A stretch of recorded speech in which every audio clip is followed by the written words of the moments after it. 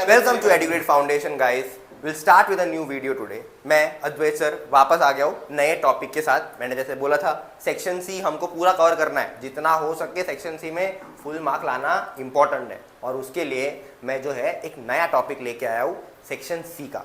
कौन सा वाला टॉपिक? डू एज डायरेक्टेड में एक टॉपिक होता है मेक द सेंटेंस इंट्रोगेटिव या मेक द सेंटेंस असर्टिव। ये दोनों आपने सुना होगा और आपको पता ही होगा कि इंट्रोगेटिव सेंटेंस और असर्टिव सेंटेंस होता क्या है। बट आज हम समझेंगे कि इंट्रोगेटिव सेंटेंस होता क्या है, असर्टिव सेंटेंस होता क्या है, और जब हमको इंट्रोगेटिव टू असर्टिव या फिर असर्टिव टू इंट्रोगेटिव जब सेंटेंस को कन्वर्ट करना होता है तो हमें कौन से रूल्स का ध्यान रखना है, क्या क्या सिचुएशंस हमको सामने मिल सकता है और कौन से चैलेंजेस हम फेस करेंगे। ये जो आपका पहला वीडियो था हेल्पिंग वर्ब वाला, वो एक बार देख लीजिएगा, क्योंकि जितना आप वो वीडियो को समझोगे उतना ये वाला टॉपिक जो है आपके लिए इजी होगा, क्योंकि ये वाला टॉपिक उससे कनेक्टेड ही है। वो क्यों है हम आगे वीडियो में समझेंगे। पर आज सबसे पहले हम एक काम करते हैं, हम ये समझते हैं इंट्रोगेटिव सेंटेंस होता क्या है, उसका डेफिनेशन, वो क्यों यूज़ किया जाता है, ये सब हम सबसे पहले वो समझते हैं। तो starting interrogative sentence and transformation, आज हमारा टॉपिक ये है जैसे मैंने बता दिया आपको। Now what is an assertive sentence and what is an interrogative sentence, what is the difference between them. Assertive sentence मतलब क्या? नॉर्मल सेंटेंस, जो सेंटेंस एब्सोल्युटली नॉर्मल होता है, जिसका स्ट्रक्चर नॉर्मल होता है, उसको बोलते हैं असर्टिव सेंटेंस। जैसे आपको डेफिनेशन यहाँ दिख रहा है, an assertive sentence also known as a declarative sentence is a sentence that makes a simple statement। कुछ लिखा होता है आपको उसके अंदर और वो चीज़ जो है आपको समझ में आता है, उसको हम क्या बोलते हैं? उसको हम बोलते हैं असर्टिव सेंटेंस। उसका स्ट्रक्चर क्या होता है? सब्जेक्ट और हमारा मेन टॉपिक लास्ट वीडियो का हेल्पिंग वर्ब, उसके बाद हमारा मेन वर्ब, उसके बाद ऑब्जेक्ट। जैसे मैंने यहाँ पे एग्जाम्पल दिया है, क्या है आपका एग्जाम्पल देखो, she is baking a cake. तो इसमें सब्जेक्ट क्या है? सब्जेक्ट है शी। हेल्पिंग वर्ब क्या है? हेल्पिंग वर्ब है इज। मेन वर्ब क्या है? मेन वर्ब है बेकिंग। और ऑब्जेक्ट क्या है? Object take a cake. मतलब एक सिंपल स्टेटमेंट बताया गया है कि वो केक बेक कर रही है, या फिर हिंदी में बोले तो वो केक को बना रही है। ये जो स्टेटमेंट है आपका उसमें क्लियरली दिख रहा है। अब हम समझेंगे इंट्रोगेटिव सेंटेंस एक्चुअली होता क्या है, देखते हैं। Now, interrogative sentence. देखो, an interrogative sentence is a type of sentence that asks a question। जो सेंटेंस एक क्वेश्चन पूछता है, जो कुछ पूछ रहा है किसी से, उसको हम बोलते हैं इंट्रोगेटिव सेंटेंस। यहाँ पे देखो इंट्रोगेटिव सेंटेंस के दो टाइप है। असर्टिव कोई भी टाइप नहीं है, नॉर्मल सेंटेंस है असर्टिव, बट इंट्रोगेटिव के दो टाइप है और वो दो टाइप समझना बहुत इंपॉर्टेंट है, वरना ट्रांसफॉर्मेशन में मिस्टेक हो सकता है। देखो, there are two types of interrogative question. कौन से?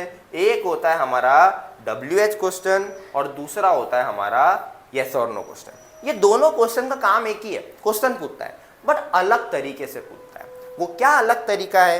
WH क्वेश्चन जैसे आपको पता है अलग अलग वर्ड होते हैं, व्हेन, हु, व्हाई, व्हाट, ऐसे वर्ड्स को यूज करके क्वेश्चन पूछता है। बट दूसरा वाला देखो, जैसे उसका नाम बताता है यस और नो क्वेश्चन। जो भी आपको क्वेश्चन पूछा जाता है उसका आंसर क्या होगा? यस होगा या नो होगा। ये दो टाइप के आपको क्वेश्चंस जो है मिल जाएंगे किसके अंदर? इंट्रोगेटिव सेंटेंस के अंदर। Question mark is compulsory at the end of the interrogative sentence. अब आप सोचोगे यार ये कितना गंदा सा एक स्टेटमेंट बोल दिया सर ने, क्वेश्चन मार्क जरूर रहता है, हम सबको तो ये पता ही है। आप सबको ये पता है, बट एक प्रॉब्लम होता है, बहुत बार आप पेपर लिखने के टाइम जल्दी में जो है आंसर तो परफेक्ट लिख देते हो, बट क्वेश्चन मार्क डालना जो है भूल जाते हो, जिसकी वजह से आपकी टीचर आपकी हाफ मार्क काट डालती है। बिकॉज सिंपल लॉजिक है, अगर आपने क्वेश्चन मार्क नहीं डाला तो इंट्रोगेटिव सेंटेंस पूरी तरह बना नहीं। तो जब भी आप असर्टिव से इंट्रोगेटिव सेंटेंस बना रहे हो, सबसे पहला चीज ये याद रखना है, सेंटेंस स्ट्रक्चर सब कुछ बदलने के बाद एक चीज जो पक्का चाहिए वो है क्वेश्चन मार्क। अगर क्वेश्चन मार्क नहीं होगा तो वो सेंटेंस में से हाफ मार्क आपके कटेंगे और हमको आपके मार्क्स कटने देने ही नहीं है। आगे देखते हैं। Now transformation from assertive to interrogative. अब हम क्या पढ़ने वाले हैं? आपको एक नॉर्मल सेंटेंस दिया हुआ है और आपको वो नॉर्मल सेंटेंस को कैसे इंट्रोगेटिव में कन्वर्ट करना है, ये है अपना आज का मेन टॉपिक। आपने समझ लिया असर्टिव सेंटेंस क्या है, नॉर्मल सेंटेंस, इंट्रोगेटिव क्या है, क्वेश्चन। अब हम समझेंगे ये नॉर्मल सेंटेंस को हम क्वेश्चन में कन्वर्ट कैसे करेंगे, उसके क्या क्या रूल्स हैं, क्या स्ट्रक्चर्स है, वो सब। देखो, whenever you change an assertive sentence to interrogative sentence, your interrogative sentence should always be yes or no question. देखो दूसरा point, in no situation WH question will be made. क्या समझ में आया आपको? जब भी आप एक नॉर्मल सेंटेंस को क्या कर रहे हो, अगर आप इंट्रोगेटिव में कन्वर्ट कर रहे हो, वो कौन से पैटर्न का बनेगा, हमेशा यस और नो वाले पैटर्न का ही बनेगा, कभी भी WH क्वेश्चन बनता नहीं है। क्योंकि क्या रीजन है बता लेता हूं, क्योंकि जब भी आप WH क्वेश्चन बनाते हो बहुत ज्यादा डिफरेंट वेराइटी ऑफ क्वेश्चन बन सकते हैं, और हमें आंसर की में एक ही आंसर होता है, और वो आंसर ढूंढने के लिए हम हमेशा जब असर्टिव टू इंट्रोगेटिव कन्वर्ट करते हैं, हमारा जो सेंटेंस है वो कौन से पैटर्न में बनता है, वो हमेशा यस और नो क्वेश्चन में बनता है, कभी भी WH क्वेश्चन बनता नहीं है। ये सबसे पहला रूल है कि जब भी आपको अगर दिख रहा है कि एक क्वेश्चन है असर्टिव टू इंट्रोगेटिव, तो एक चीज का मेक श्योर करने का, अगर ऑप्शन में गलती से भी WH वर्ड दिया हुआ है वो गलत, क्योंकि वो हो ही नहीं सकता। आपको क्या करना है, आपको यस और नो क्वेश्चन जो है यूज करना है। अब यस और नो समझ गए, अब इसका स्ट्रक्चर क्या है। अब हम थोड़ा पीछे जाएंगे और समझेंगे असर्टिव का स्ट्रक्चर क्या, एक बार देख लेते हैं।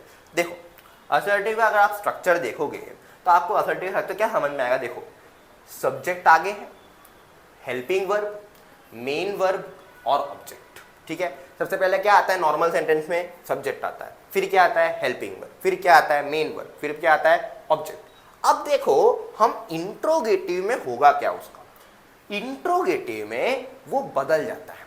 क्या बदल जाता है, जो आपका सब्जेक्ट है वो चला जाता है पीछे, और आपका इंट्रोगेटिव सेंटेंस स्टार्ट किससे होता है, स्टार्ट होता है हेल्पिंग वर्ब से, और उसके बाद क्या आता है, उसके बाद आता है हमारा सब्जेक्ट। बाकी से मेन वर्ब वही के वही रहेगा, ऑब्जेक्ट वही के वही रहेगा। क्या चेंज हुआ, नॉर्मल सेंटेंस में आपका सेंटेंस स्टार्ट होगा सब्जेक्ट के साथ, और आपका इंट्रोगेटिव सेंटेंस में आपका किससे स्टार्ट होगा, हेल्पिंग वर्ब के साथ जो है आपका सेंटेंस स्टार्ट होगा। आपको जो है ये इंटरचेंज करना पड़ेगा। अगर आप ये इंटरचेंज नहीं करोगे तो वो इंट्रोगेटिव सेंटेंस बन नहीं पाएगा। तो अगर आपको सिंपलर भाषा में इसको समझना है और भी इजी, तो अगर आपको असर्टिव सेंटेंस को इंट्रोगेटिव में अगर कन्वर्ट करना है तो आपको हेल्पिंग वर्ब को आगे लेके आना पड़ेगा और सब्जेक्ट को जो है इधर पीछे लेके आना पड़ेगा। अगर ये नहीं किया तो आपका सेंटेंस कभी भी इंट्रोगेटिव बनेगा नहीं। तो सबसे पहला रूल सिंपल, आपका हेल्पिंग वर्ब आ जाएगा आगे और आपका सब्जेक्ट आ जाएगा पीछे।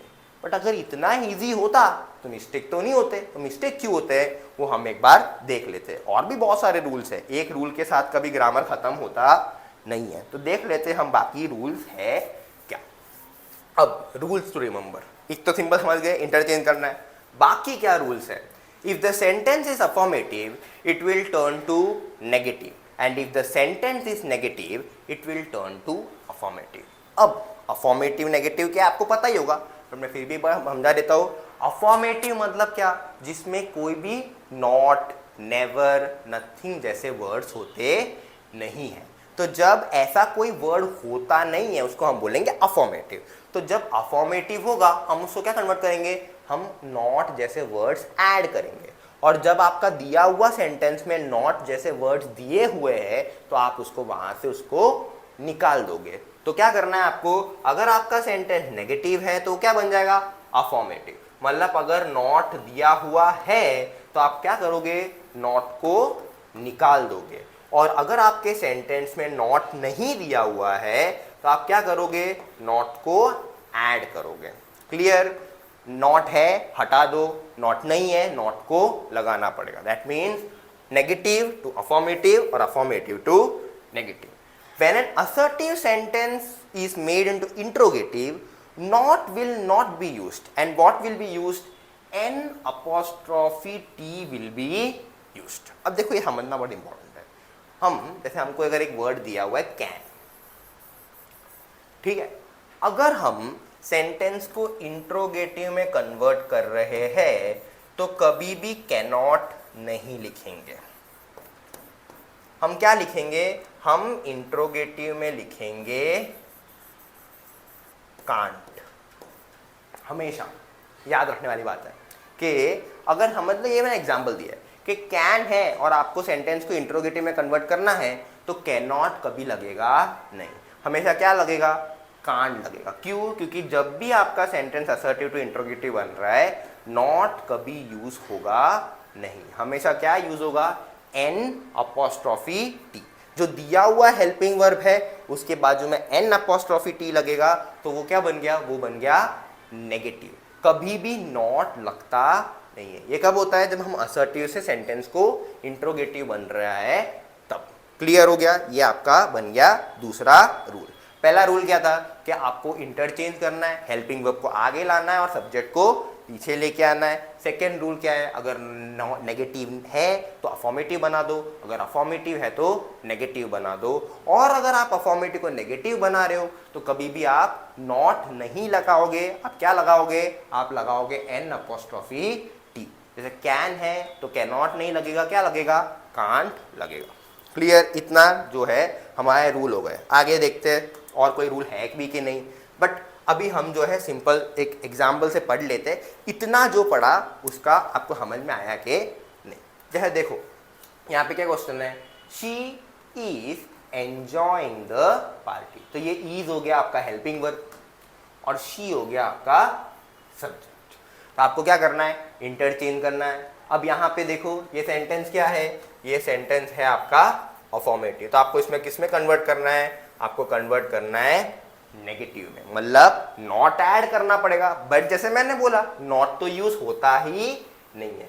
इज नॉट शी कभी लगेगा नहीं, क्योंकि ये वाला नेगेटिव होगा क्या? ये वाला नेगेटिव हमारा होगा एन अपोस्ट्रोफी टी वाला नेगेटिव। तो यहाँ पे आंसर देखो, इज आगे ला दिया, आ गया। अब अफॉर्मेटिव है, नेगेटिव करने के लिए क्या लगा दिया हमने? इजंट, क्योंकि इज एन, इज के बाद एन अपोस्ट्रोफी टी, तो उसको क्या बोलेंगे? इजंट। फिर आपका सब्जेक्ट क्या है? शी, तो क्या आएगा? Isn't she enjoying the party. आपने इंटरचेंज कर दिया, आपने ऑब्जेक्ट को जो है आगे ला दिया। अफॉर्मेटिव सेंटेंस था, नेगेटिव किया, और नेगेटिव को कैसे किया? एन अपोस्ट्रोफी टी यूज करके किया, नॉट लगा के किया नहीं। ये पहला वाला example.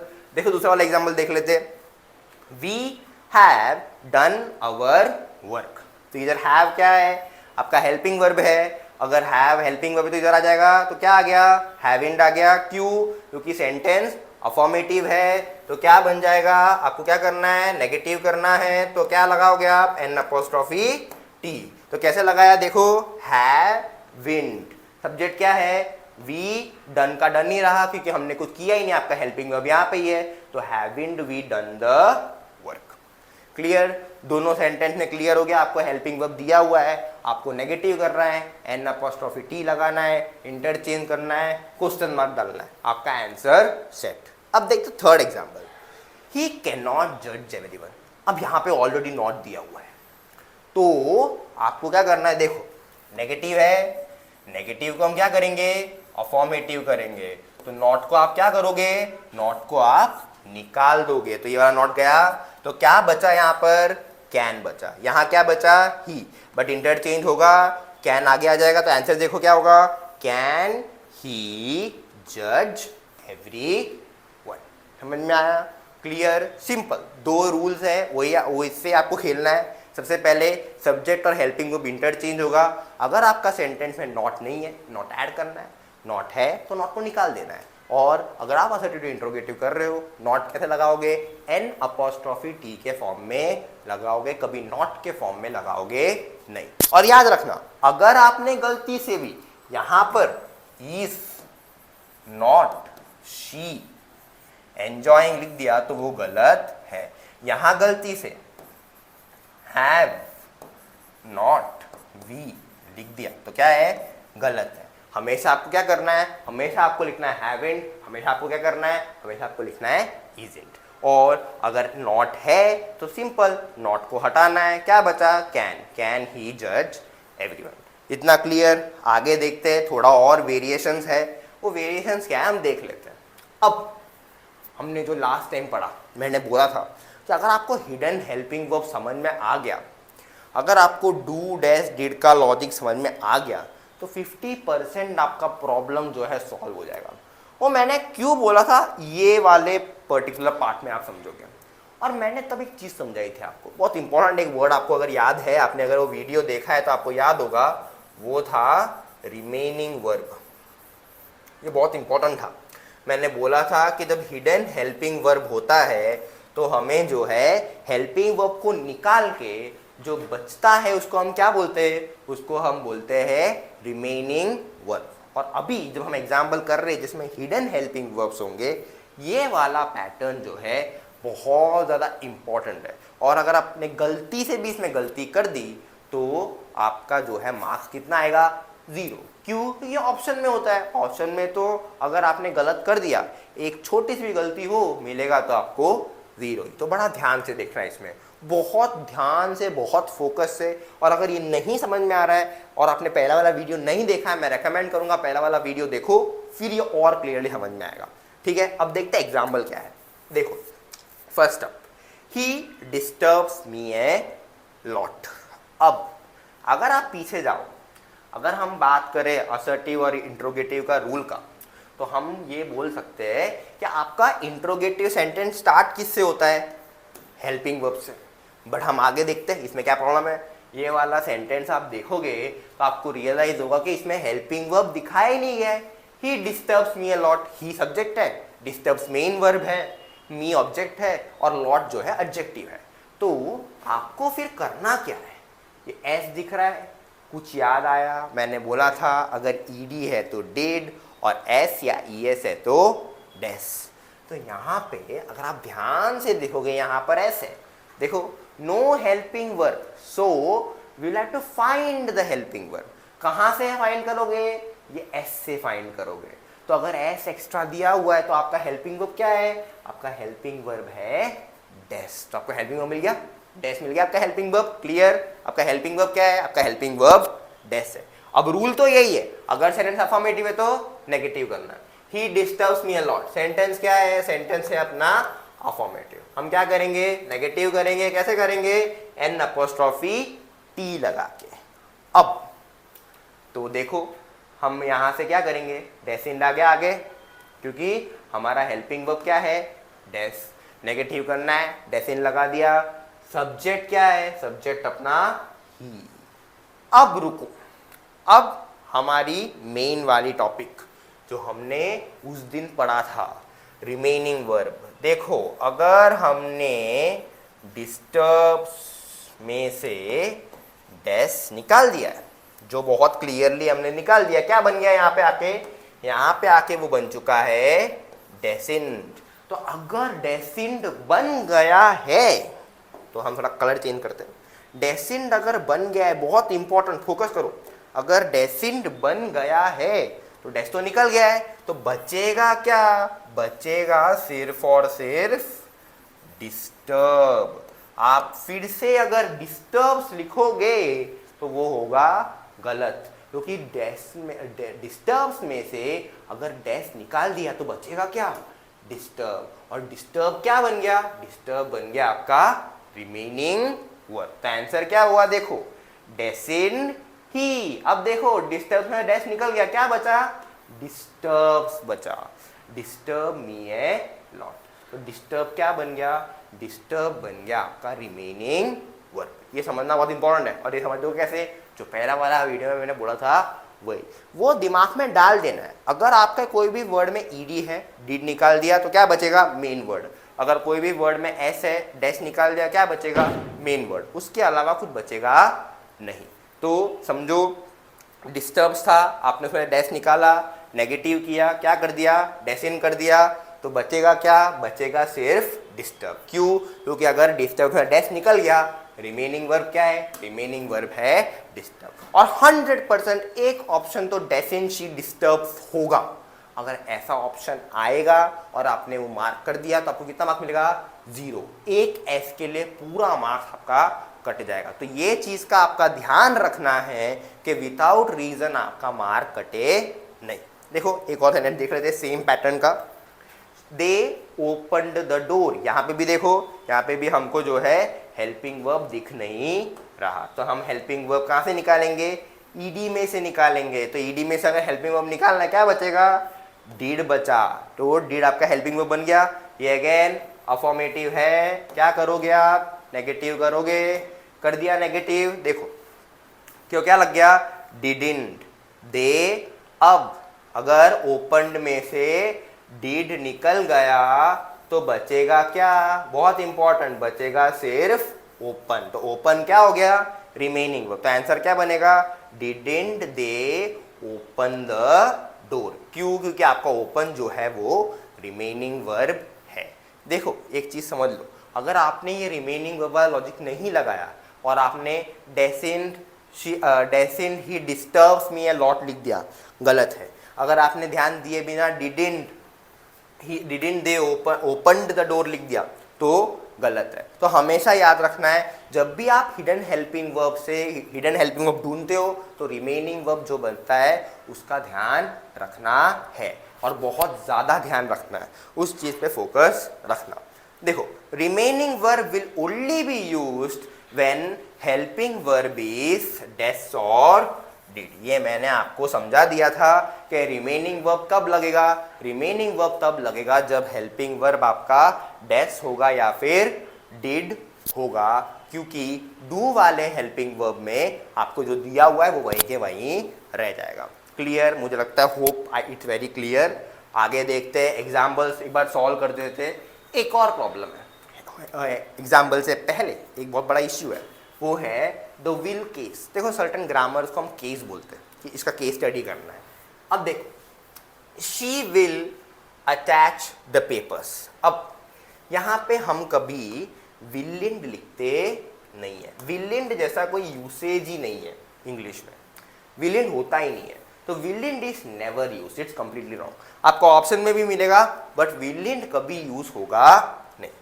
Whenever the sentence has will as the helping verb, won't will be used। तो हमेशा याद रखना, अगर आपका helping verb will है तो आपका जो आंसर में क्या हो जाएगा? willn't नहीं होगा, क्या होगा? won't होगा। WON apostrophe T, WAN apostrophe T नहीं, WON apostrophe T, won't उसको बोलते हैं won't। तो देखो इसका आंसर क्या होगा? She will attach the paper. यहाँ देखो तो ये अफॉर्मेटिव है, अफॉर्मेटिव का को नेगेटिव करना है तो आप विल का क्या कर दोगे? विल का कर दोगे वॉन्ट, विल को आगे लेके आओगे तो क्या बन गया? वोंट। आपका सब्जेक्ट क्या है? She attach the papers. ये हो गया आपका विल केस। जब भी विल होगा और आपको अफॉर्मेटिव से नेगेटिव करना है तो कभी विलिंड लगेगा नहीं, हमेशा क्या लगेगा? हमेशा लगेगा वोंट। इस चीज़ का ध्यान रखना, ये एक कैच है जो प्रॉब्लम क्रिएट कर सकता है। बाकी तो सब आप जानते ही हो, ईजी है, आपने पढ़ ही लिया होगा। अब एक बार एग्जाम्पल के साथ देख लेते हैं और मेक श्योर करते हैं कि आपको सब कुछ आ गया है। देखो she has achieved everything, affirmative है, नेगेटिव करना है, हैज आ जाएगा पीछे, नेगेटिव करने के लिए क्या लगाओगे? N apostrophe T, hasn't, subject है शी, अचीव्ड एवरीथिंग। देख लो they will not play daily. देखो हमेशा वोंट नहीं लगाना है, हमेशा वोंट नहीं लगाना है। दे विल नॉट प्ले डेली, तो नॉट ऑलरेडी आपको दिया हुआ है। तो अगर नॉट आपको ऑलरेडी दिया हुआ है तो नेगेटिव का क्या करना है आपको? नेगेटिव का आपको अफॉर्मेटिव करना है। तो नॉट क्या हो जाएगा? नॉट निकल जाएगा, क्या बचा? विल। तो आगे आ गया विल दे प्ले डेली। आगे देखते हैं, यू कुड फिनिश इट। तो कुड है, एन अपॉस्ट्रोफी टी लग गया क्योंकि आपको अफर्मेटिव का नेगेटिव करना है। Couldn't you finish it. आगे देखते हैं और एग्जांपल्स है। Now they make a interesting plan. अब देखो अगेन प्रॉब्लम है, बड़ा इश्यू। क्या इश्यू है? यहाँ पर हेल्पिंग वर्ब नहीं है, ना ही ईडी है, ना ही एस है, आपका कौन सा हेल्पिंग वर्ब है? ओजी हेल्पिंग वर्ब। कौन सा वाला? डू। और क्या रिमेनिंग वर्ब होगा? रिमेनिंग वर्ब में कोई चेंज नहीं होगा, डू है तो do plus make. Sentence affirmative है, आपको उसको नेगेटिव बनाना है तो आप क्या कर दोगे? डू का क्या बन जाएगा? डू का बन जाएगा don't they make an interesting plan. चलो नेक्स्ट क्वेश्चन देख लो। I thought of reading a book. ये थॉट कौन सा है? ईडी नहीं है, बट मैंने जैसे बोला ऐसे भी वर्ड्स है जहां ईडी के बिना V2 बनता है। थॉट क्या है? थॉट है अपना V2, तो आपका हेल्पिंग वर्ब क्या होगा? डिड। किसका V2 है? थॉट, थिंग का। तो आपका हेल्पिंग वर्ब क्या बन गया? हेल्पिंग वर्ब बन गया डिड, और रिमेनिंग वर्ब क्या बन गया? रिमेनिंग वर्ब बन गया थिंग। तो देख लो, अफर्मेटिव है, नेगेटिव करना है, डिड आ गया आगे, डिडंट, आई का आई, थॉट का क्या बन गया? थॉट का बन गया थिंक। इसको क्या बोलते हैं? Remaining verb. Didn't I think of reading a book. समझ में आया? क्लियर? ये हमने किया असर्टिव टू इंट्रोगेटिव। तो एक बार देख लेते हैं कि इंट्रोगेटिव टू असर्टिव में क्या होगा, वो भी देख लेते हैं। मैंने ये भी करवा दिया है क्योंकि दोनों पूछ सकते हैं। तो इंट्रोगेटिव टू असर्टिव के रूल भी सेम है, इंटरचेंज करना है, नेगेटिव तो अफर्मेटिव कर दो, अफर्मेटिव है तो नेगेटिव कर दो। यहां देख लो, hasn't he called me, already negative है, अफर्मेटिव करोगे आप, देखो तो आपका सब्जेक्ट आगे आ जाएगा, क्योंकि आपको अभी क्या करना है? आपको इसको बनाना है नॉर्मल सेंटेंस। तो आपका सब्जेक्ट आगे आ गया, ही आ गया, क्या बन गया? नेगेटिव का affirmative, has called me. Clear? Second वाला देख लो, we were offering a new product. तो क्या होगा? देखो ये वेर जो है आपका नॉर्मल सेंटेंस है, आपको इसको बनाना है इंट्रोगेटिव, तो वेर आगे आ गया, n apostrophe t, affirmative negative, where and we offering a new product और क्वेश्चन मार्क। आगे देखो, doesn't she discuss that topic. देखो ये थोड़ा problem, didn't she discuss that topic. यहां पे प्रॉब्लम क्या है मैं बता देता हूं। देखो ये नेगेटिव है सेंटेंस, आप उसको अफर्मेटिव कर दोगे, ठीक है। अब डिडंट का आपने क्या कर दिया? डिड कर दिया। आपका मेन वर्ब क्या है? आपका मेन वर्ब है डिस्कस। अब अभी तक हमने डिवाइड करना सीखा कि डिस्कस्ड है, डिड निकलेगा, क्या बचेगा? डिस्कस बचेगा। बट अभी देखो, डिड है, डिड के साथ क्या ज्वाइन हुआ? अरे डिड के साथ क्या ज्वाइन हुआ? डिड के साथ ज्वाइन हुआ डिस्कस। तो क्या बनेगा सेंटेंस? सेंटेंस पूरा वर्ड बन जाएगा मिलके डिस्कस्ड। ये चीज का भी ध्यान देना है। जितना आप डिवाइड करते हो उतना चीजें ऐड भी होंगे। तो यहां पे देखो, didn't she discuss that topic, तो एन अपोस्ट्रोफी टी, तो नेगेटिव टू अफर्मेटिव, ठीक है। तो एन अपोस्ट्रोफी टी तो गया, तो बचा क्या? बचा डिड, और डिड के साथ क्या है? डिड के साथ है डिस्कस। तो ये मिलके क्या बन जाएगा? एक मिनट, ये बन के बन जाएगा डिस्कस्ड, साथ में आ जाएगा। अगर आप she did discuss that topic लिखोगे वो करेक्ट ही है, बट ऐसा वाला ऑप्शन आपको मिलेगा नहीं। तो जितना आपने डिवाइड किया है उतना आपको मिलाना भी आना चाहिए। और सिंपल बात है, अगर आपको अच्छे से डिवाइड करना आता है वर्ड्स को तो आप उसको मिला भी दोगे। डिवाइड करना और मिलाना इंग्लिश के हेल्पिंग वर्ब्स को बहुत इंपॉर्टेंट है। आपका सेक्शन सी उस पे ही चलेगा। देख लेते हैं और भी दो एग्जाम्पल है। Won't you create the problem. मैंने बोला था वोंट किसके लिए यूज होता है? विल के लिए। तो नेगेटिव है, एन अपोस्ट्रोफी टी गया, यू आ गया, तो you will create problems. Clear? अब देखो, Dev Raman follow the rules. अब अफर्मेटिव सेंटेंस है, आपको इसका नेगेटिव बनाना है, तो आप क्या करोगे? रामन आगे आ गया, डेफ यहाँ का यहाँ रह गया, नॉट। अब आप पूछोगे यहाँ पे ऐड करने का लॉजिक क्यों है? क्योंकि जब भी आप सेंटेंस को नेगेटिव में कन्वर्ट करते हो आपको उसमें हेल्पिंग वर्ब चाहिए ही चाहिए। हेल्पिंग वर्ब के बिना कभी सेंटेंस नेगेटिव बनता नहीं है। एंड इसके लिए आंसर क्या बनेगा? रामन डस नॉट, डस है, नॉट भी लगा क्योंकि आप इधर अफॉर्मेटिव टू नेगेटिव कर रहे हो। Raman does not follow the rules. समझ में आ गया? सिंपल है, कुछ भी ज़्यादा टफ है नहीं आपके लिए, बहुत सिंपल, बहुत easy topic. Interrogative to assertive और assertive to interrogative, simple logic है। अगर आपको दिया हुआ है असर्टिव है, आपको उसको इंट्रोगेटिव में कन्वर्ट करना है, आपको हेल्पिंग वर्ब आगे लेके आना है, सब्जेक्ट को पीछे ले जाना है। अगर आपको दिया हुआ है इंट्रोगेटिव है तो आपको हेल्पिंग वर्ब को पीछे ले जाना है और सब्जेक्ट को आगे ले जाना है। तो यूनिवर्सल रूल है दोनों के लिए, वो यही है। अगर आपका सेंटेंस अफॉर्मेटिव है तो वो क्या बन जाएगा? नेगेटिव। और अगर आपका सेंटेंस नेगेटिव है तो अफॉर्मेटिव बन जाएगा। इन सिंपलर वर्ड्स, नॉट है तो नॉट को हटा दो, नॉट नहीं है तो नॉट को ऐड कर दो। But in which form? अब आप असर्टिव टू इंट्रोगेटिव करते हो तो आपको एन अपॉस्ट्रॉफी टी के फॉर्म में करना है। इसके अलावा कुछ भी रूल्स एंड रेगुलेशंस आपको फॉलो करने की ज़रूरत नहीं है, बहुत सिंपल है। एक क्वेश्चन तो पक्का 10th में पूछते ही है। और एक और चीज़ का ध्यान रखना, जो लास्ट चीज़ है, हेल्पिंग वर्ब और रिमेनिंग वर्ब का। पहला वाला वीडियो मैं अभी भी बोलूँगा, अगर नहीं समझ में आया रिमेनिंग वर्ब और हेल्पिंग वर्ब का लॉजिक तो आप एक बार पहले वाला वीडियो देख ले, ताकि बहुत क्लियर हो जाए। उसके बाद ये देखोगे ना, दिमाग में पूरा प्रॉपर तरीके से बैठ जाएगा। और जब भी आप इंट्रोगेटिव सेंटेंस बना रहे हो, क्वेश्चन मार्क लगाना है। बस इतना ही है। आई होप कि ये सिंपल जो एक्सप्लेनेशन दिया मैंने आपको समझ में आया। और नेक्स्ट टाइम मैं आऊँगा फिर से with a new topic to help you with section C of grammar and make sure that you get full in section C. Signing off. We will see you again in some time.